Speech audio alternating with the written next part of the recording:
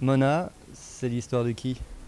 Alors Mona, c'est une jeune adolescente qui va apprendre en fait le décès de sa grand-mère, qui va retourner dans sa Bretagne natale pour retrouver en fait son amour d'enfance. Et quand on est jeune auteur comme vous, comment on fait pour promouvoir son travail?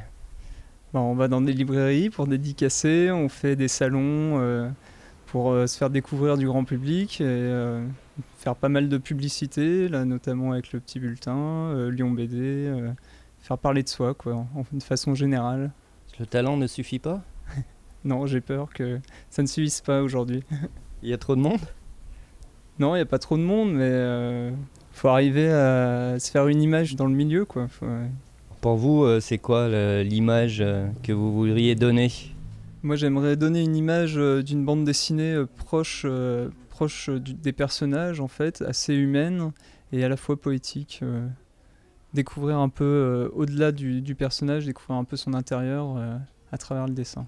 Et quel est l'accueil du public? Plutôt bon, parce qu'en 6 mois, on en est à la 2e édition déjà.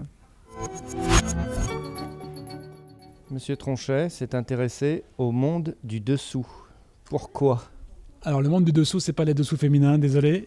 C'est le monde de la mine de Potosi, qui est une mine en Bolivie, où sont morts sur 4 siècles près de 8 millions d'Indiens.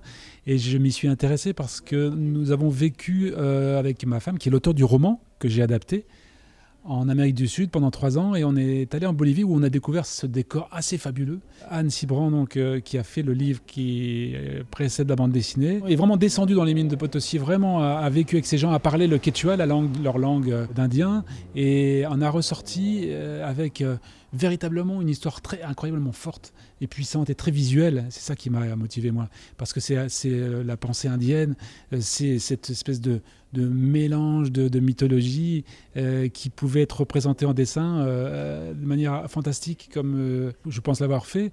Et voilà, j'ai été fasciné par ce personnage, par cette descente aux enfers dans cette mine, et puis cette vision du monde, encore une fois, qui n'a rien à voir avec ce que nous on connaît, qui remet en scène les éléments, la montagne est vivante, les objets parlent, les rochers sont en train de marcher dans leur imaginaire. Tout ça, c'est très beau à dessiner. Quand j'ai su que 8 millions de mineurs, 8 millions d'Indiens étaient morts dans les mines d'argent de Potosi. J'étais absolument bouleversée, j'ignorais complètement que depuis l'exploitation, c'est-à-dire 1550 à peu près jusqu'à aujourd'hui, 8 millions d'hommes, jour après jour, étaient descendus dans la mine pour extraire de l'argent, lequel argent avait été envoyé en Europe et avait donné naissance à la révolution industrielle et à tous les changements, aussi bien artistiques, économiques qu'on a pu. Donc notre opulence est bâtie sur le sacrifice d'un peuple depuis des siècles.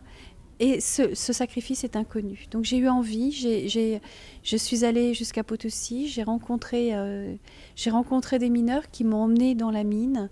J'ai vu leurs conditions de travail épouvantables.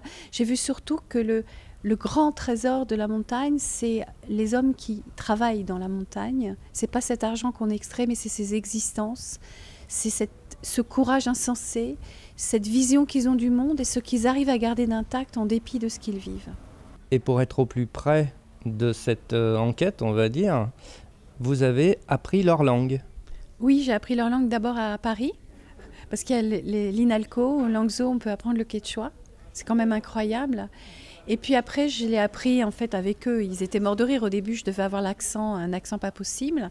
Et puis voilà, Et alors, ce qui est marrant, c'est qu'il y a autant de quechua que de paysages, parce que j'ai aussi maintenant beaucoup d'amis en Amazonie. Je travaille beaucoup sur la forêt amazonienne en ce moment. Et c'est un autre quechua qui est plus tendre. C'est Atahualpa Yupanqui qui disait le quechua, les langues, il y a le quechua des montagnes qui est rocailleux, comme par exemple pour dire regarde, tu dis kawaii. On entend vraiment les rochers. Et puis en quechua de la forêt, tu dis rikui. Donc c'est beaucoup plus doux, c'est beaucoup plus tendre.